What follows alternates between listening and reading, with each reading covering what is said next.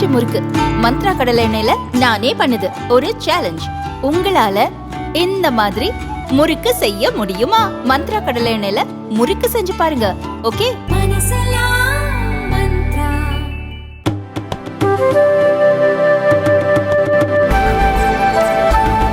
ஜார்க்கண்டில் அதானி குழுமம் நிறுவிய மின் திட்டத்திலிருந்து மின்சாரம் கொள்முதல் செய்ய வங்கதேசத்தில் எதிர்ப்பு வலுப்பதால் அந்த திட்டத்திலிருந்து அதானி நிறுவனம் மின்சாரத்தை விற்க ஏதுவாக மத்திய அரசு விதிகளில் திருத்தம் செய்துள்ளது.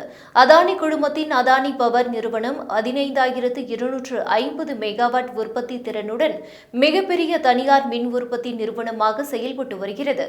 9,153 மெகாவாட் மின்சாரத்தை தயாரிக்க குஜராத், மகாராஷ்டிரா, ஹரியானா, ராஜஸ்தான், கர்நாடகா, பஞ்சாப் மாநில அரசுகளுடன் ஒப்பந்தம் செய்துள்ளது.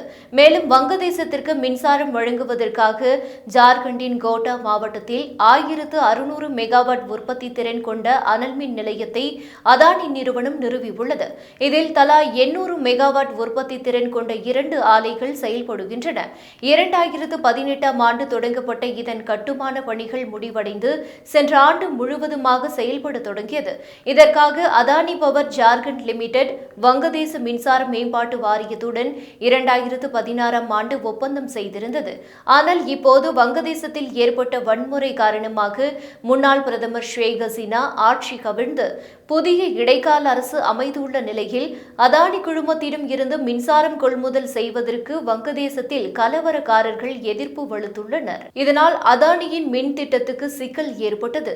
இந்நிலையில் பக்கத்து நாடுகளுக்கு பிரத்யேகமாக மின்சாரம் வழங்குவதற்காக 2018ஆம் ஆண்டில் வகுக்கப்பட்ட விதிகளில் மத்திய அரசு திருத்தம் செய்துள்ளது.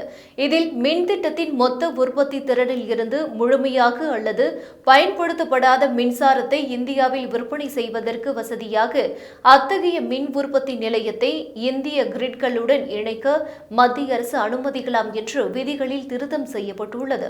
இதனால் ஒருவேளை வங்கதேசத்துக்கு அதானி நிறுவனம் மின் விநியோகம் செய்ய முடியாமல் போனால் அந்த மின்சாரத்தை இந்தியாவுக்குள் விற்றுக்கொள்ள வழிவகை ஏற்பட்டுள்ளது.